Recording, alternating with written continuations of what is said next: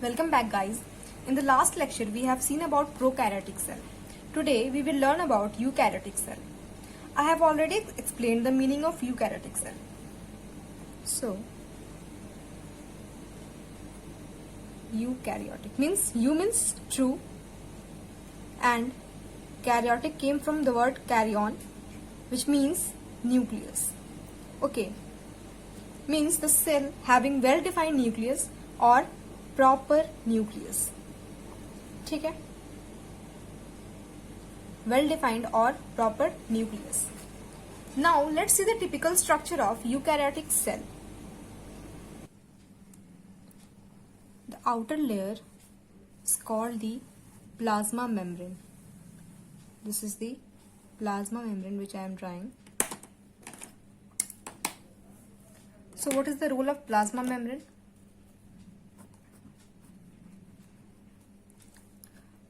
It is the semi-permeable membrane which separates the cell from the outer environment. Inside the cell what we have? Nucleus. Okay. And nucleus के अंदर क्या क्या होता है? एक dense structure होता है जिसको बोलते हैं न्यूक्लियोलस. ठीक है. और क्या क्या होता है? DNA and protein. इस एरिया में होता है डीएनए एंड प्रोटीन. और क्या क्या होता है? So this is nucleolus.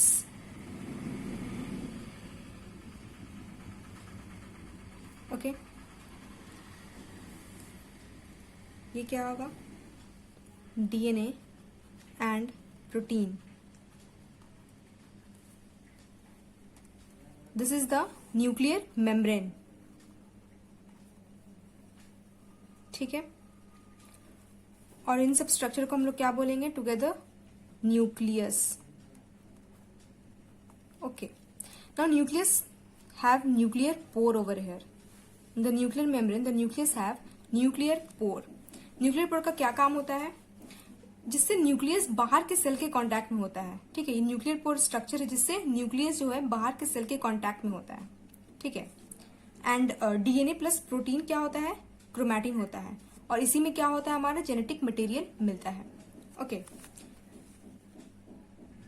अब न्यूक्लियस से एक स्ट्रक्चर स्टार्ट होगा, ये वाला, जिसको हम लोग बोलते हैं एंडोप्लाज्मिक रेटिकुलम. कुछ इस तरह का होगा. ठीक है.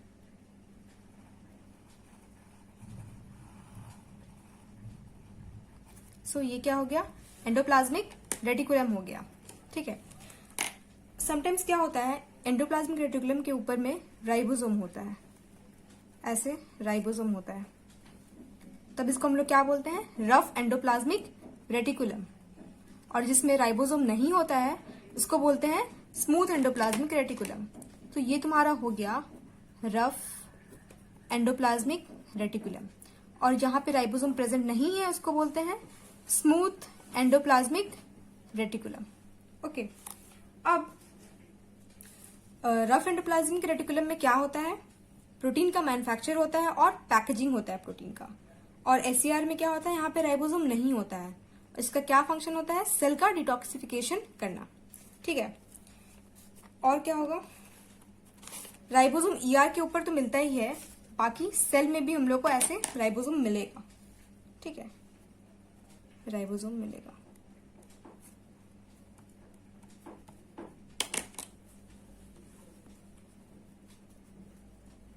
क्या काम होगा? प्रोटीन सिंथेसिस का काम करेगा. नेक्स्ट स्ट्रक्चर अगर हम लोग देखें गोल्जाई, ये कैसा होगा?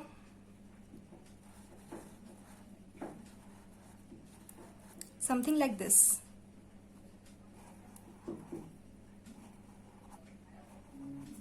This is Golgi. इसका क्या काम होता है? ये क्या करेगा?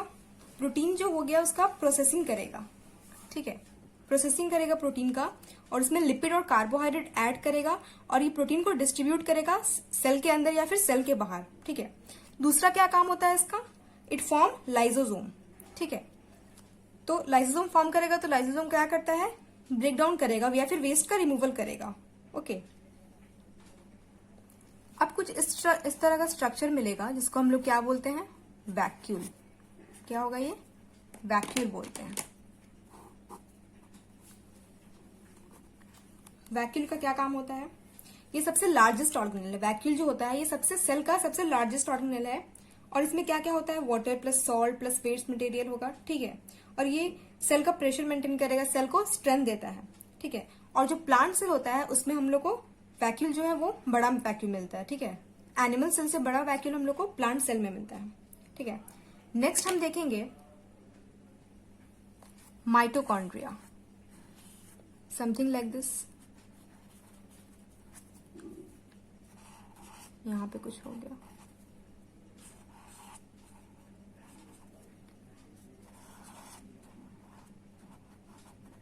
This is mitochondria. और माइटोकॉन्ड्रिया को हम लोग क्या बोलते हैं, powerhouse of the cell, ठीक है। क्यों बोलते हैं, क्योंकि यहाँ पे एटीपी सिंथेसिस होता है जिससे हम लोग को सेल को जो है उसको एनर्जी मिलता है, इसीलिए हम लोग इसको बोलते हैं powerhouse of the cell, because it provides energy to the cell. Okay, next आता है तुम्हारा centriole. It is dense body, और ये हम लोग को सिर्फ एनिमल सेल में मिलता है, और इसका क्या काम होता है, सेल डिवीजन में ये हेल्प करता है, सेंट्रियोल। ओके, ये हम लोग को सेल डिवीजन में हेल्प करता है। अब आता है नेक्स्ट सीलिया एंड फ्लैजेला।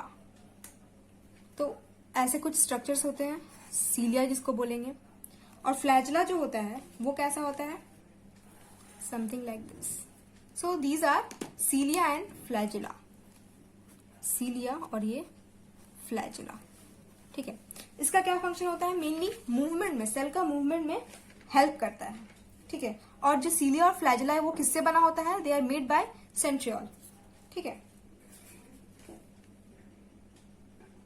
अब बात करेंगे साइटोसोल क्या होता है, ठीक है। तो सेल के अंदर का जो सोल्यूशन है ना, यहाँ जो सोल्यूशन जिसमें ऑर्गेनल्स जो प्रेजेंट है उसको हम लोग क्या बोलते हैं, वो होता है साइटोसोल, ठीक है। और साइटोप्लाज्म क्या है, ठीक है। तो साइटोप्लाज्म क्या है, so cytoplasm is equal to cytosol plus organelles, ठीक है। मतलब साइटोप्लाज्म में ऑर्गेनल्स भी इंक्लूडेड हैं, बट जो साइटोसोल है उसमें कोई ऑर्गेनल्स नहीं मिलता है, ठीक है।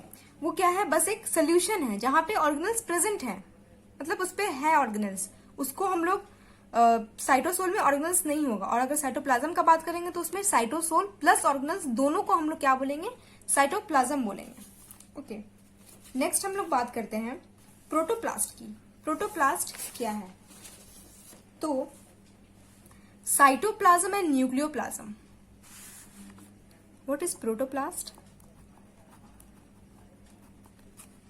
साइटोप्लाज्म एंड न्यूक्लियोप्लाज्म, इसको हम लोग क्या बोलेंगे, together they are known as protoplast. तो साइटोप्लाज्म समझ में आ गया, न्यूक्लियोप्लाज्म क्या है, ये चीज, ठीक है। तो दोनों को हम लोग क्या बोलते हैं, प्रोटोप्लास्ट। अब बात करेंगे हम लोग साइटोस्केलेटन की। तो साइटोस्केलेटन का क्या काम होता है, तो सेल का स्ट्रक्चर को मेंटेन कर, जैसे हमारे बॉडी में हम लोग का स्ट्रक्चर को मेंटेन करने के लिए स्केलेटन होता है, वैसे ही सेल में क्या होता है, साइटोस्केलेटन होता है जो सेल का स्ट्रक्चर मेंटेन करता है, साइटोस्केलेटन, ठीक है। अब साइटोस्केलेटन जो है वो 3 तरह का मिलता है। पहला हो गया माइक्रोट्यूब्यूल, नेक्स्ट हो गया माइक्रोफिलामेंट, एंड थर्ड हो गया इंटरमीडिएट फिलामेंट। ओके, तो ये 3 तरह का साइटोस्केलेटन है जो हमारे सेल में मिलता है, इसका क्या काम होता है, सेल का स्ट्रक्चर को मेंटेन करने का काम होता है। ओके, तो ये था यूकैरियोटिक सेल का ओवरव्यू। अब हम लोग हर एक ऑर्गेनल्स का डिटेल नेक्स्ट लेक्चर में देखेंगे, ठीक है। So that's all for today, thank you for watching my video.